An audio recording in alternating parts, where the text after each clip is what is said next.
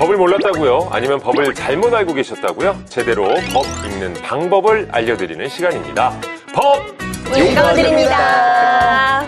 자, 저희가 영화나 뭐 드라마를 보면 정말 갑자기 돈을 막 그렇게 허공에 쫙 뿌리고 막 건물 위에 옥상에서 뿌리고 막 이런 장면들 기억나요? 네. 맞아요. 이게 중국에서는요, 뭐 폭주하던 차에서 돈을 뿌렸다는 얘기도. 오. 예전에 한 기사를 본 적이 있는데 부산 광안대교에서 한 남성이 이제 달리면서 달러화를 뿌린 거예요.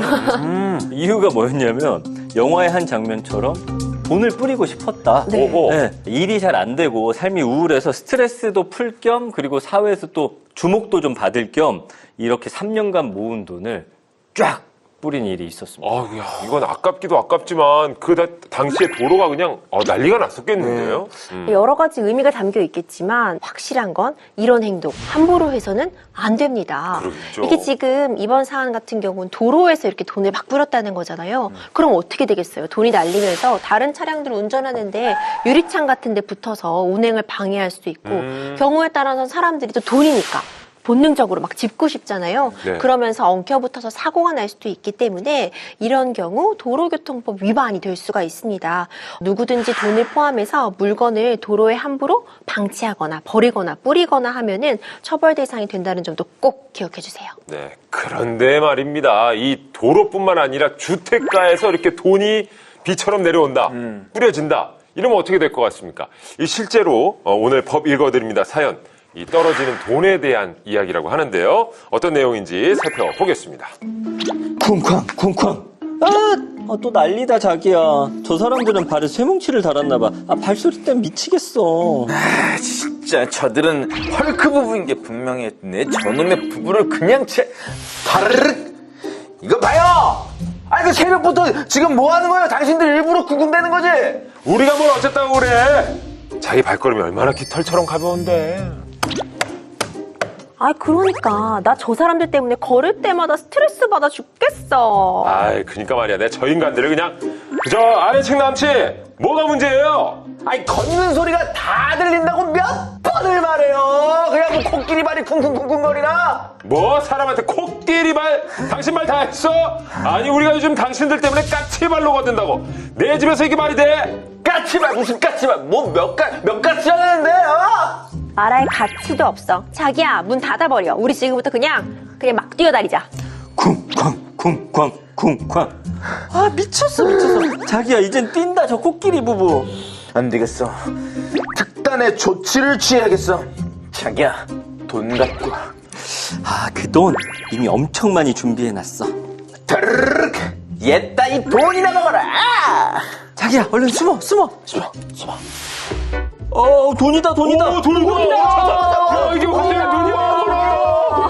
다 내 거야. 에이 어디 봐요. 뭐야 이거 성남의 전단지? 이게 이게 무슨 짓거리야 이거 지금. 자 가만히 있어 봐봐. 지금 이게 어디서 내려온 거야? 가동 303호. 야이 303호 나와봐 저기요. 아저씨 왜 불러요? 그 뭔데요? 그거 우리가 뿌린 거 아닌데요? 무슨 소리야 지금 여기 지금 이 전단지에 여기 주소 전화번호가 다 303호인데 이거 범죄예요. 이거 당장 다 수거 안 하면 경찰 부릅니다. 경찰이요? 우리 뭐 한 게 없는데. 아무튼 저희는 아니니까 뭐 그러든 말든 맘대로 하세요. 설마 우리가 한 거 모르겠지? 그럼 깜짝 속았지. 완전 범죄야. 자, 위층의 층간소음 때문에 좀 문제인 것 같긴 합니다만 그렇다고 보복을 하겠다고 위층이 적힌 뭔가 좀 전단지를 뿌린 것 같죠? 그렇죠. 층간소음에서 시작이 됐긴 했는데 보복의 방법이 이제 전단지를 뿌림으로써 뭔가 불편함을 끼치려고 했다. 네. 참 어려운데요. 네, 지금 뭐 돈을 가져라고 했는데 돈을 뿌렸는데 그걸 읽고서 경비 아저씨가 이 동호수를 지금 맞추고 네. 뭐 돈에다 뭘 적어놓은 건지 무슨 상황인 거죠 이게? 자, 이게 실제 사건인데요. 정말 영화나 사실 드라마에서나 나올 법한 그런 일이죠. 영화나 드라마하고 다른 거는 A씨가 뿌린 게 돈다발인데 가짜 지폐와 상품권이었다는 점입니다. 그러니까 40대 A씨는 올해 1월 서울 노원의 아파트 그 자택에서 복합기를 이용해서 실제 크기의 모양과 동일하게 이 복사한 5만 원권 지폐하고 상품권을 13층 비상계단 창문 밖으로 뿌렸습니다. 이 살포한 복사본은 지폐 288장, 그리고 상품권 32장 등 총 320장이었습니다. 진짜로 층간소음에 대한 보복인 거예요? 맞습니다. 위층 주민들 때문에 피해를 보고 있다라고 하면서 이 같은 일을 벌였다고 하는데요. 전단 앞면에는 마약 위조 상품권 팜, 여중생, 여고생, 성매매 이런 어이구야. 자극적인 문구를 쓰고요. 뒷면에는 피해자들의 거주 동 호수를 적은 것으로 밝혀졌습니다. 이야, 일단 집회가 가짜니까 예, 이거 처벌이 좀 무거울 것 같은데 이게 판결이 났습니까? 그러니까 위조 집회에 관한 처벌이 굉장히 무겁게 규정이 되어 있어요. 이번 사안 같은 경우에도 통화 위조, 위조 통화 행사, 그리고 지금 집회뿐만 아니라 뭐 상품권 같은 걸 위조한 부분도 있기 때문에 유가증권 위조, 유가증권 행사, 그리고 명예훼손이 있었잖아요. 그런 혐의로 넘겨져서 징역 2년이 선고가 되었습니다. 통화를 위조하려는 시도를 하려는 걸 죄질이 굉장히 나쁘다고 재판부가 보고 이 성명불상자, 그러니까 이렇게 뿌림으로써 누군가가 그걸 또 이제 집어서 쓰려고 시도를 했다는 거예요. 또 그 위조된 지폐를 받은 뭐 가게 상점 주인 같은 경우에는 추가로 피해를 입을 수도 있고 네. 사회적으로 굉장히 혼란을 끼칠 수 있기 때문에 굉장히 형량이 좀 높게 선고되었다고 볼 수 있을 것 같습니다. 가짜 지폐를 또 사용할 수가 있으니까 2차, 3차 피해까지 일어날 수 있겠군요. 근데 이제 많은 제목치고는 또 2년형 처벌이 좀 약한 것 같기도 한데요. 그렇게 보면 또 그렇죠. 맞아요. 제가 앞서 이렇게 위조한 것 치고는 징역 2년이 나왔으니까 높다고 말씀드렸지만 여러 가지 죄목들이 다 걸리게 되잖아요. 그거 치고는 형량이 좀 낮은 거 아닌가 또 이렇게도 거꾸로 생각하실 수 있을 것 같은데 재판부에서는 일단 정말로 이 돈을 뭔가 위조해서 사용할 그런 목적이었다기보다는 네. 단순한 호기심이라던가 아니면 상대방을 좀 괴롭힐 일종의 장난 같은 목적이었다는 점도 좀 감안을 했던 것 같고요. 그리고 유통이 많이 되지 않았기 때문에 이 정도의 처벌에 그쳤다고 말하고 있는데 우리나라 현행법상 위조 지폐를 일단 만든 사람은 무기징역 또는 2년 이상의 징역에 처해질 수도 있고요. 이걸 또 취득하면 5년 이하의 징역, 1,500만 원 이하의 벌금형에 처해질 수도 있습니다. 또 이걸 또 만연히 사용을 하게 되면 2년 이하의 징역, 500만 원 이하의 벌금에 처해질 수 있어요. 그래서 일단 장난으로라도 복사기에 돈을 넣어 복사해 본다거나 하는 행동을 하면 안 됩니다. 그렇군요. 그러면 실제 지폐를 뿌렸다. 그럼 얘기가 달라졌을까요? 작년에 실제 이런 일이 있었어요. 체코의 한 인플루언서가 헬리콥터 타고서 100만 달러, 그러니까 13억 5천만 원을 공중에서 뿌려가지고 이야. 굉장히 화제가 됐던 일이 있거든요. 그 영화 원맨쇼의 홍보 차원으로 벌인 그런 이벤트였다고 해요. 그 영화에 삽입된 코드를 해독한 한 명에게 원래 100만 달러의 상금을 주기로 했었는데 관객 중에 아무도 이 문제를 풀어내는 사람이 없다 보니까 모든 참가자들한테 돈을 나눠주기로 이제 계획을 변경하고서 상금을 뿌릴 시간과 장소를 전달을 한 후에 이런 행동을 벌였습니다. 야, 사람들이 엄청 몰려들었을 것 같은데. 근데 이렇게 돈을 뿌리는 거는 범죄가 아닌가요? 공중에다가 내 돈을 그냥 퍽 뿌리는 행위 자체를 처벌할 수 있는 법 규정이 따로 마련되어 있는 것은 아니에요. 뿌릴 수 있는 자유도 있는 거고요. 그렇죠. 예. 하지만 언제나 자유엔 제한이 있습니다. 다른 사람들에게 피해를 입히게 된다면 당연히 문제가 될 수 있기 때문에 공중에 돈을 뿌리는 행위 때문에 모여들어서 추가적으로 어떤 혼란이 일어나거나 범죄가 발생한다면 이에 대한 책임은 질 수밖에 없고요. 그리고 한 가지 이런 점들은 소명이 필요할 텐데 그 흩뿌린 돈이 어디서 왔는지, 출처가 어디인지 좀 의심스럽고 모호한 부분이 있잖아요. 그 부분에 대해서는 혹시라도 범죄에 연관된 돈은 아닌지 이런 부분에 대한 조사는 충분히 있을 수 있을 것 같아요. 그렇군요. 아, 그리고 기억을 더듬어 보건데 요즘에 카드를 많이 쓰니까 현금이 별로 없습니다만 예전엔 길 가다가 동전도 좀 줍고 예, 지폐도 좀 줍고 맞습니다. 그런 경우가 종종 있었어요. 맞아요. 1,000원, 예. 2,000원씩은 한 번씩 주워본 경험이 있죠. 맞아요. 네네. 예. 정말 길에서 만약에 5만 원짜리 지폐를 한 장 주었어요.